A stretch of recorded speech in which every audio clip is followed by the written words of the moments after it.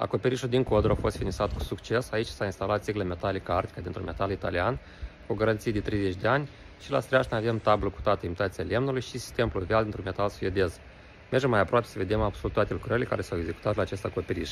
Practic acesta este un sistem pluvial complet, deoarece este montat până la cotul de evacuare. Putem să vedem toate brățările, burlanul de prelungire, racordul și sistemul pluvial, șgheaburile, colțarul exterior, absolut tot necesarul.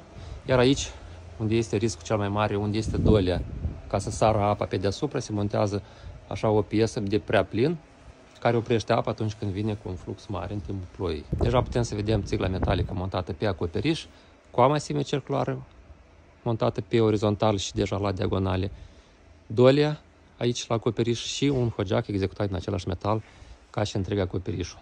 Streașna este de tip închis parțial și un pic de streașnă decorativă. Aici putem să vedem tabla cu tată și un element special aici la colț, la 45 de grade, care arată foarte frumos atunci unde se îmbină două laturi.